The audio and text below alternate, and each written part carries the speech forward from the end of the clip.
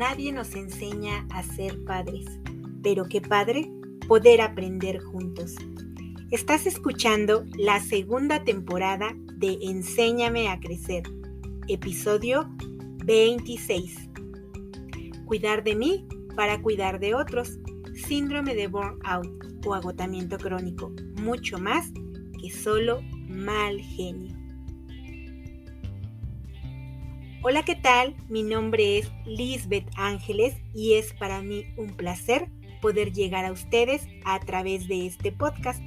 Mi objetivo es apoyar a mamás, papás, cuidadores, maestras, maestros y a todo aquel que desee aprender a través de acciones, sugerencias y estrategias aplicables en el día a día que les permitan acompañar a sus hijos o alumnos por el fascinante viaje por su aprendizaje, porque la meta final es lograr su autonomía.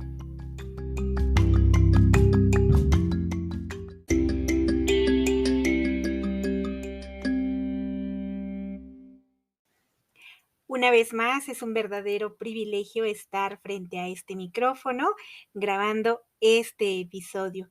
Y hoy quiero compartirles de este tema, cuidar de mí para cuidar de otros. En el mes de noviembre, en entrevista con una mamá, al preguntarle, ¿hay alguien que regañe o le pegue a su niño en casa?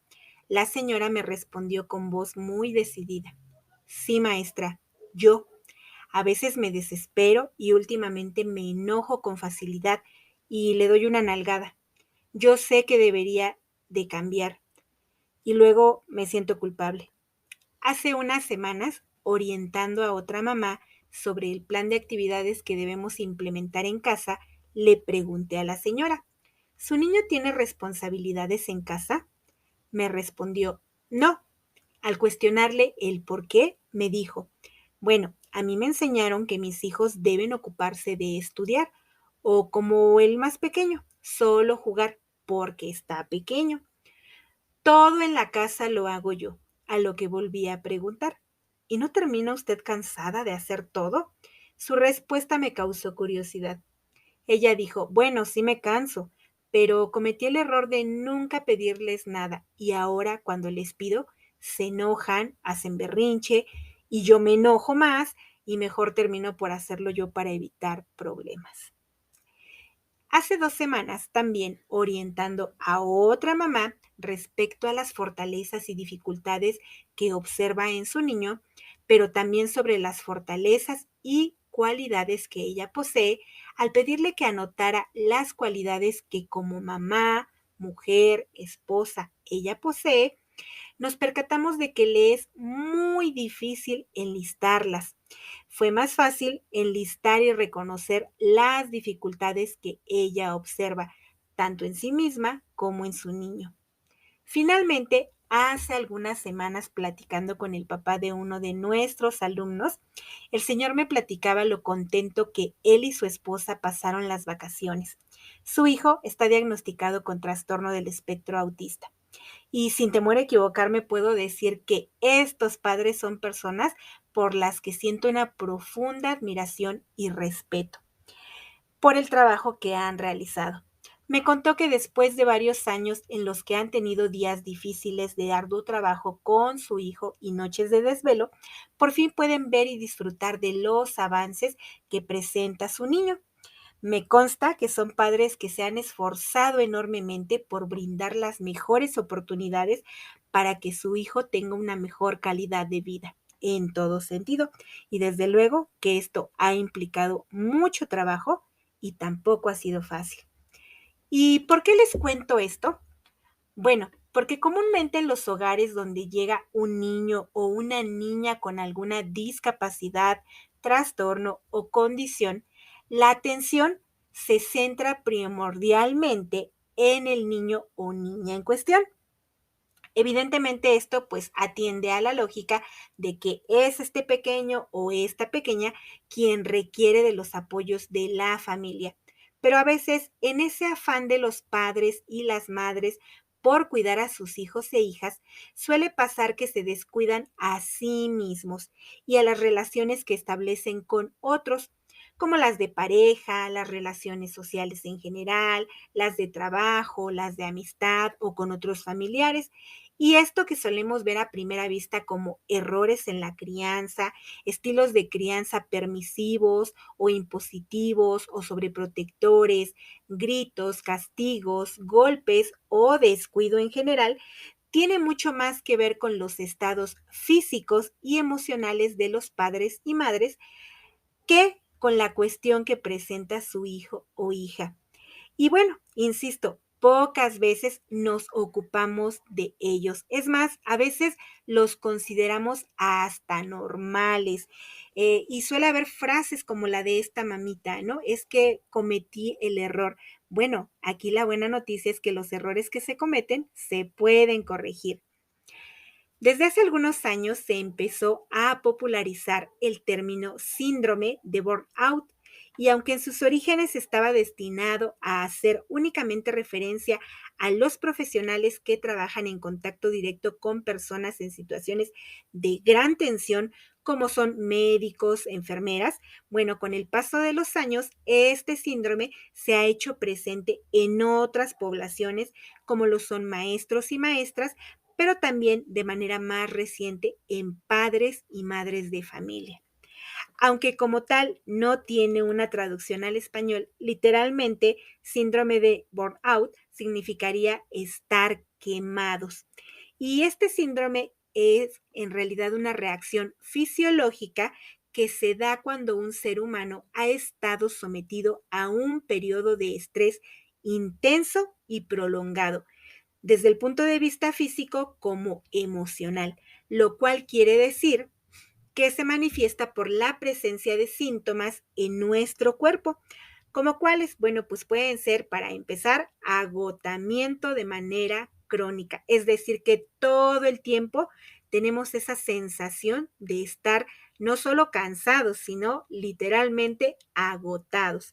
Puede haber también insomnio, ansiedad, nerviosismo, estrés, pensamientos recurrentes y negativos de incertidumbre sobre el futuro, falta de asertividad al pensar que quizá no están haciendo lo suficiente o que lo que están haciendo por sus hijos e hijas pues no es necesariamente lo más adecuado. Todos estos síntomas, bueno, pues se manifiestan de manera continua, pero también a través de síntomas que son más bien comportamientos. ¿Cuáles pueden ser? Bueno, pues notamos a mamás o papás irritables de manera permanente, explotan emocionalmente con enojo o con llanto por situaciones que a ojo de otras personas pudieran parecer insignificantes o de poco interés. Y desde luego a través de síntomas físicos sin causa aparente, como cuáles, bueno, pues para empezar, tensión muscular, insomnio o mala calidad del sueño, dolores de cabeza frecuentes o permanentes, dolores de cuerpo, gastritis, colitis, entre otros. Claro está que nosotros no somos médicos y está muy arraigado en nuestra cultura autodiagnosticarnos como si a partir de ciertos síntomas o algunas características que hemos observado, pues ya pensáramos que tenemos esta cuestión. Aquí más bien se requiere del apoyo de un profesional de la salud, ya sea de la salud en general o de la salud mental, o bien de varios de ellos. No obstante, es muy común ver hoy en día rasgos asociados a este síndrome en los padres de familia que destinan gran parte de sus esfuerzos, tiempo y dinero al cuidado y la crianza de un hijo o hija que requiere de múltiples apoyos por alguna condición en específica. Ya en el episodio 5 titulado Un duelo necesario, les conté algunas de las situaciones que los padres y la pareja como tal pueden experimentar ante la llegada a su hogar de un hijo o una hija con discapacidad u otra condición. También en los episodios 9, 15 y 17 de la primera temporada les platiqué sobre lo que corresponde a mamá, papá y las responsabilidades que podemos asignar a nuestros hijos e hijas de acuerdo a su edad y a sus posibilidades y la importancia de que estas responsabilidades estén presentes desde edades tempranas. ¿Por qué? Porque van a beneficiar a sus niños más que a cualquier otra persona.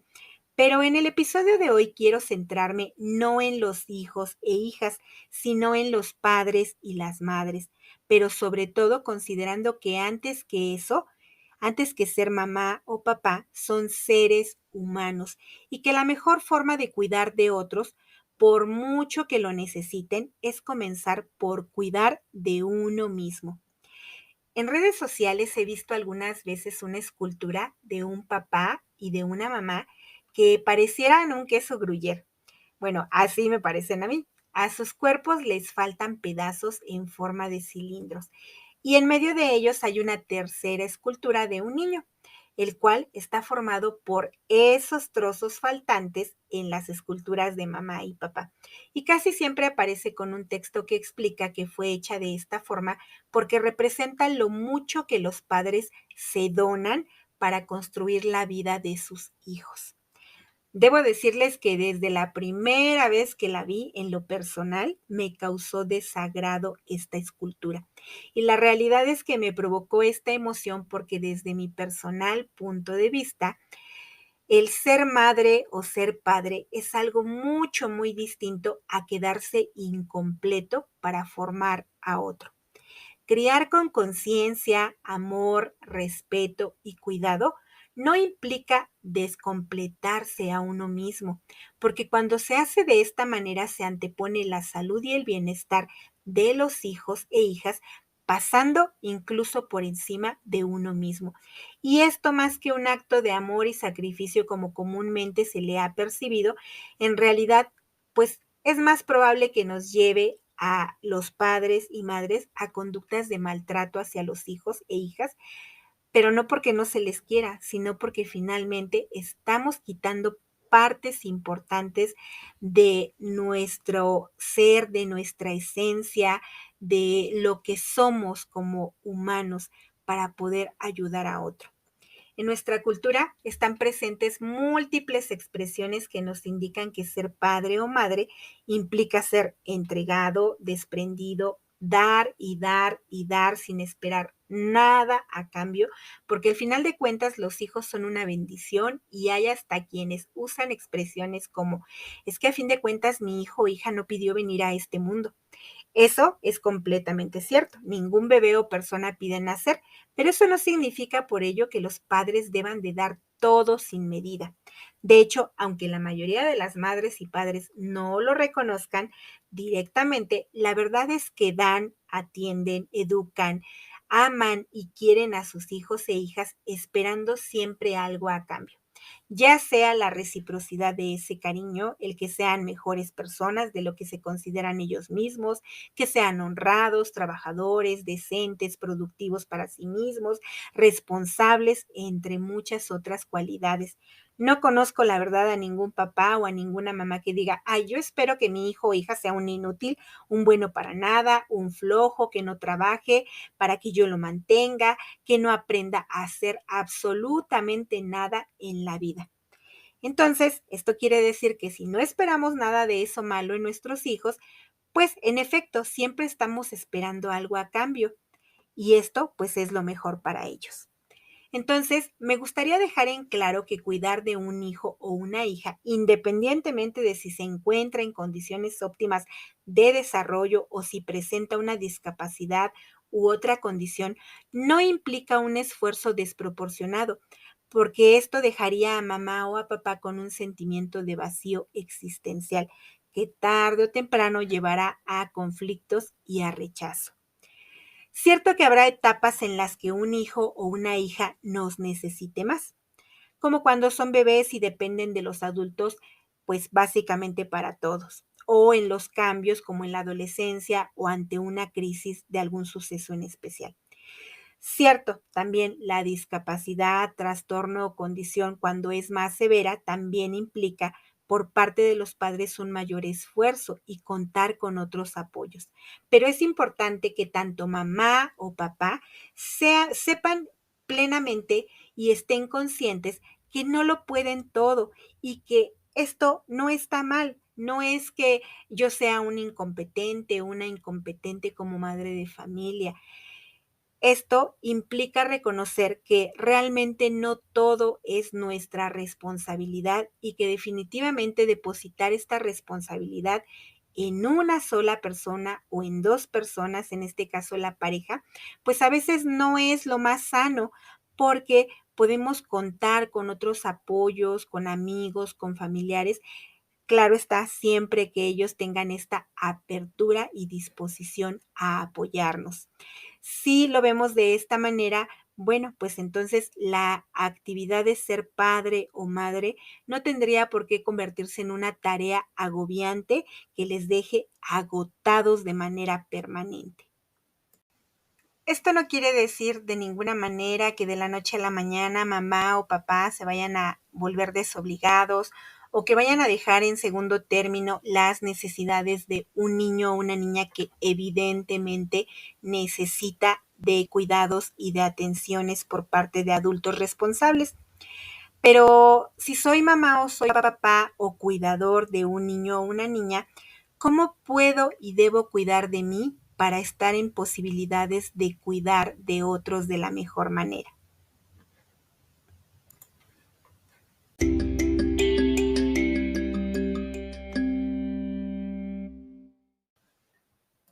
Sugerencia número uno. Comienza por identificar y reconocer que estás agotado o agotada, pero sobre todo que no puedes solo ni sola y que este agotamiento, este estrés y preocupación te están generando conflictos en las relaciones que estableces con otros y contigo mismo. ¿Y cómo hacemos para identificar que estamos agotados o que presentamos posibles rasgos de síndrome de burnout? Bueno, tal vez las siguientes preguntas te ayuden. Te invito a darte un tiempo para contestarlas.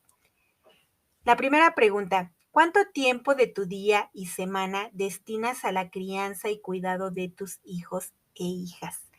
Aquí enlista todas las actividades que haces por ellos, si requieren que los ayudes a bañarse, a vestirse, a llevarlos a la escuela, a terapias, a consultas médicas, al cuidado de ellos dentro del hogar, etcétera. Siguiente pregunta, ¿cuánto tiempo destinas a dormir? Siguiente pregunta. Cuando duermes, ¿tu sueño es reparador y profundo o despiertas siempre con sensación de cansancio? Siguiente pregunta.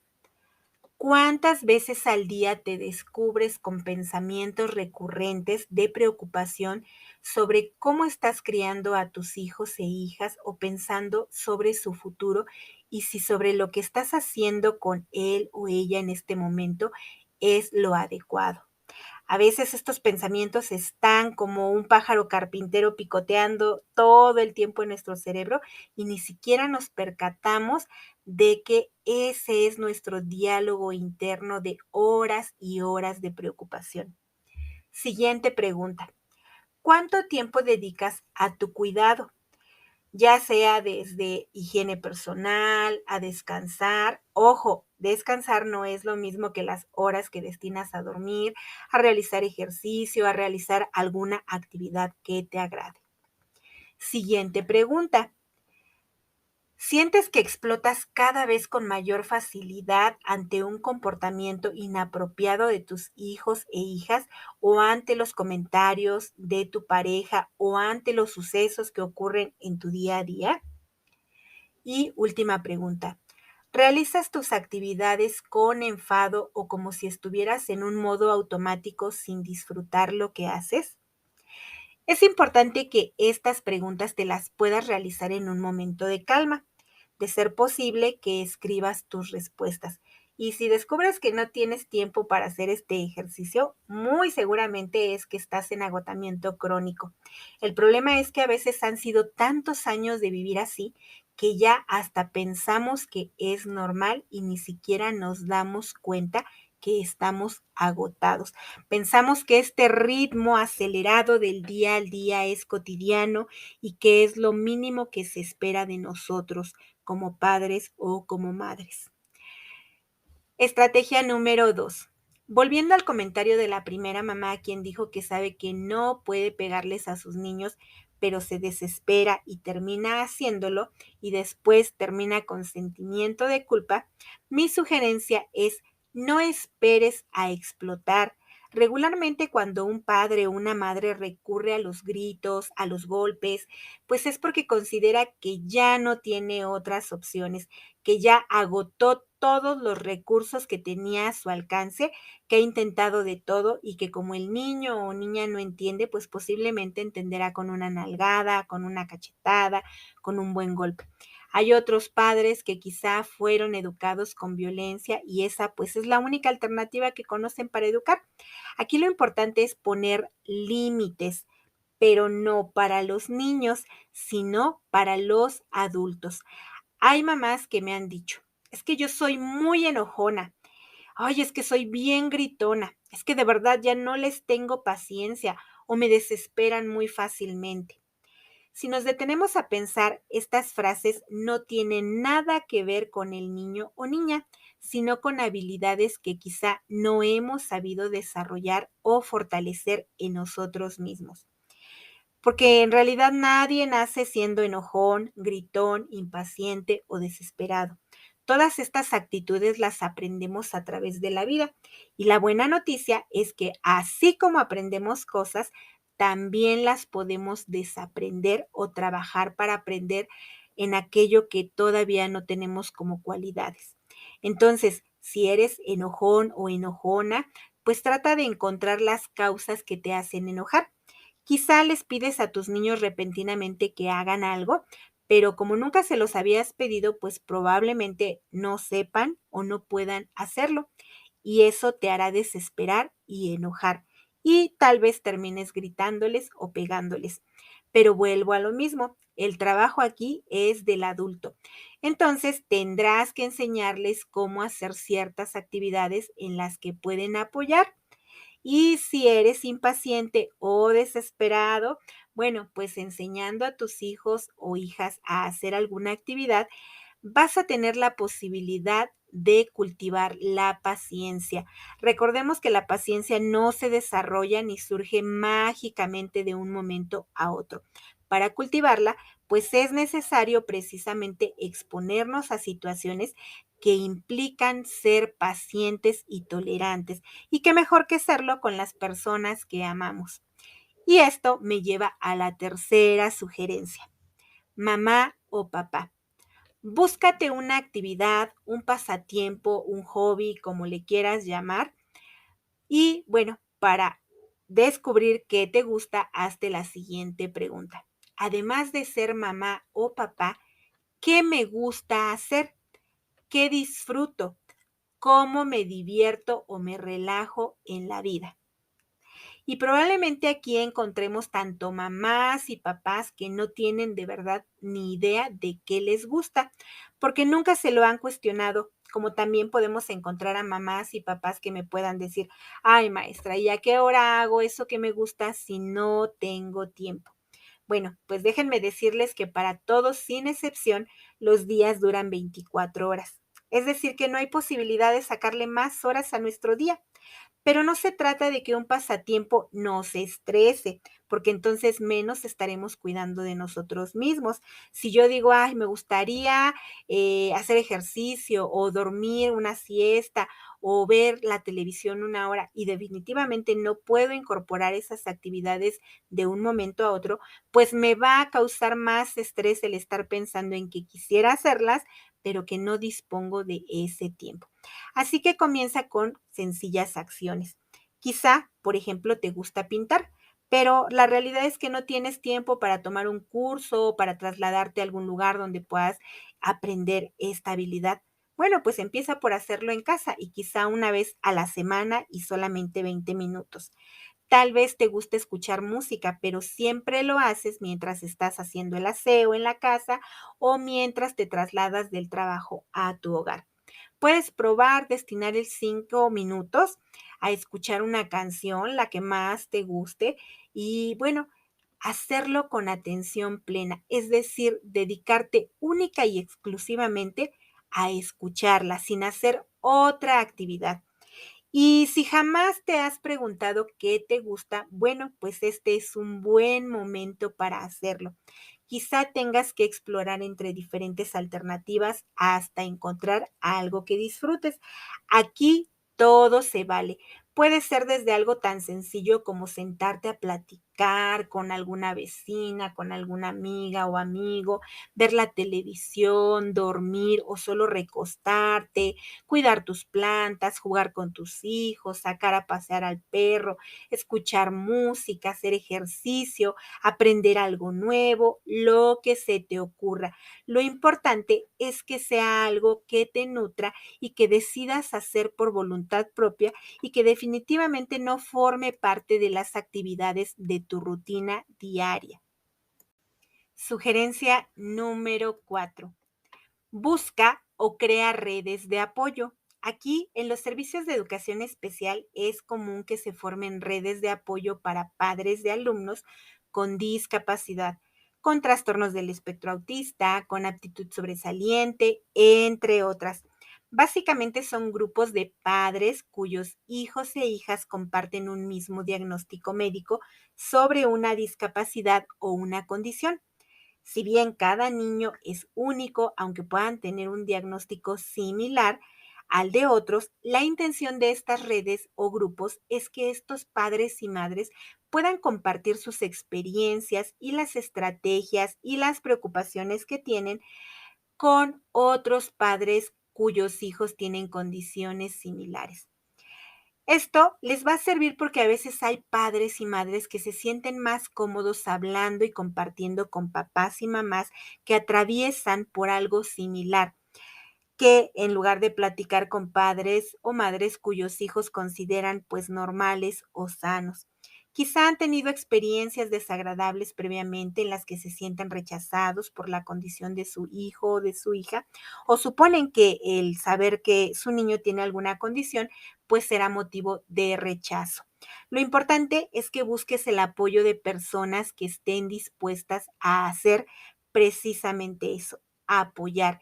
Y esto me lleva a la siguiente recomendación. Número 5. Hay mamás que me han expresado que cuando los comportamientos de sus hijos e hijas ocasionan miradas, críticas, burlas, rechazo e incluso ofensas, prefieren dejar de salir a lugares públicos como parques, restaurantes, centros comerciales, cines, entre otros, porque pues no se sienten cómodos. Y la verdad es que no podemos llevar cargando un letrero que diga, aviso, mi hijo o hija tiene tal condición y su comportamiento puede variar. Disculpe las molestias que esto le ocasiona. Aunque nos parezca de risa, hay papás y mamás que de verdad a veces piensan que es su obligación explicarle al mundo el comportamiento de sus hijos para no sentirse juzgados o tachados como malos padres. Por eso es importante rodearse de personas que independientemente de que convivan con niños y niñas que presentan discapacidad u otra condición o no, pues estén dispuestos a apoyarnos. A veces la sola compañía de alguien que nos aprecia puede contribuir a dar fortaleza. Y bueno, estas personas de apoyo pueden ser familiares o amigos. Afortunadamente todavía hay muchas personas que pues no ocupan la discapacidad, algún trastorno o una condición como un motivo para burlarse o a excluir a otras personas. Entonces, tratemos de buscar estas redes, pregunten dentro de la SUSAER, de sus escuelas, si existen este tipo de redes de apoyo y si no las hay, bueno, pues también podemos empezar por crearlas. Estrategia número 6. Aprende a reconocer tus fortalezas y tus logros, pero sobre todo a aplaudirlos. Siéntete orgulloso y orgullosa de lo que haces y si realmente necesitas cambiar o mejorar en algo, pues hazlo. Aquí también les invito a tomar unos minutos y realizar un ejercicio. Puedes realizar un análisis FODA. ¿Qué es esto? Bueno, el término surge en los sectores empresariales y de comercio para proyectos de negocios, pero en realidad es aplicable hoy en día a muchos otros ámbitos. Y bueno, se llama FODA porque cada letra tiene un significado. La F de fortalezas, la O de oportunidades, perdón, la D de debilidades y la A de amenazas. Y en Internet puedes encontrar un esquema de cómo se realiza, pero una manera sencilla es, bueno, tan simple como tomar una hoja de papel y bolígrafo y dividir esta hoja en 4 partes. Cada parte corresponde a un aspecto de los que te acabo de mencionar y siempre vas a comenzar por tus fortalezas. En este primer espacio vas a enlistar cuáles son tus fortalezas como mamá, como papá, como pareja e incluso las fortalezas de tu hijo o hija.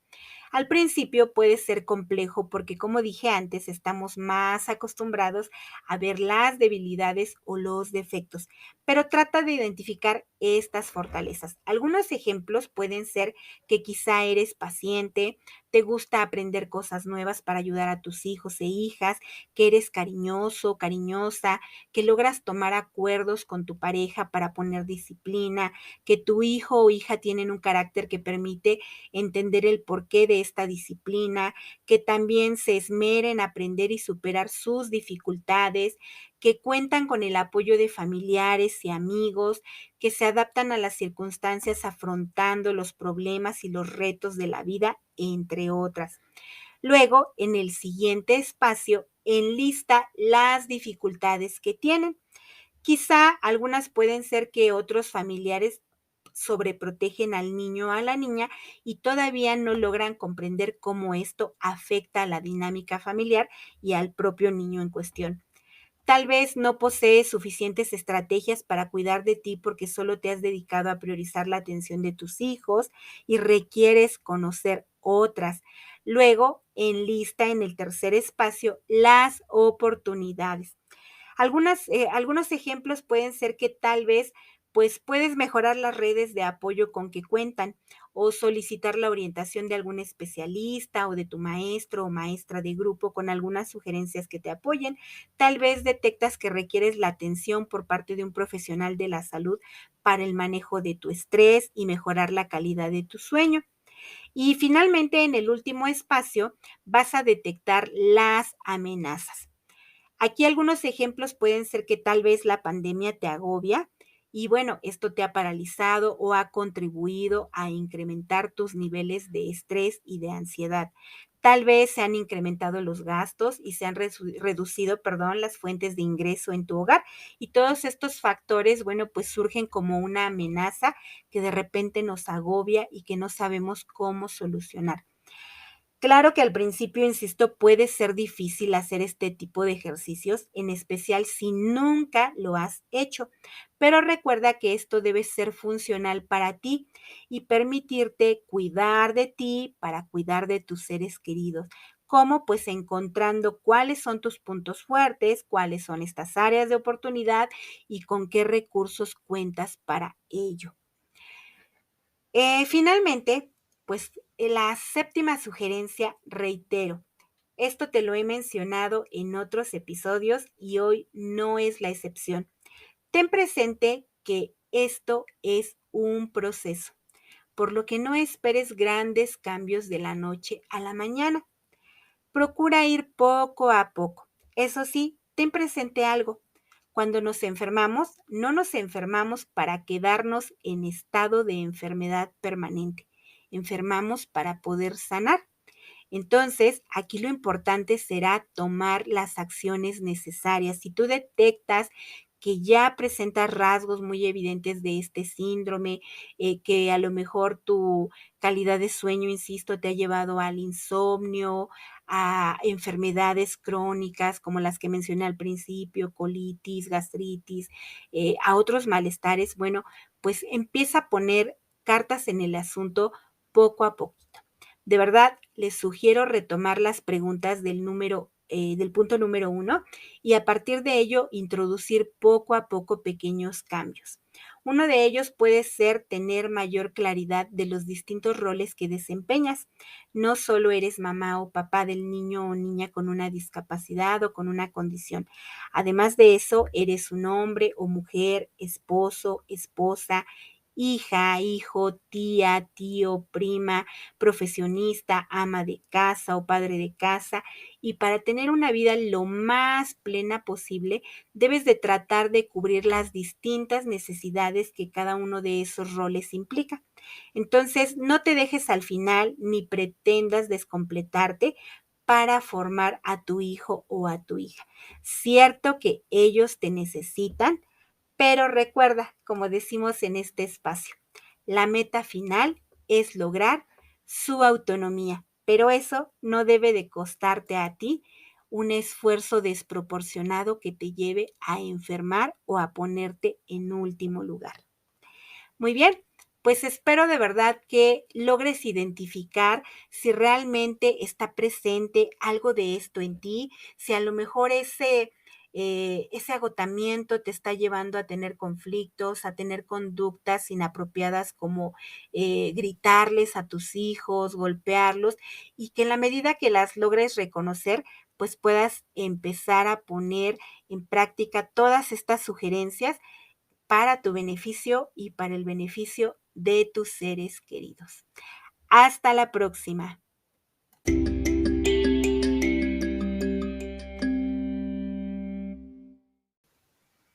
Estuviste escuchando Enséñame a crecer.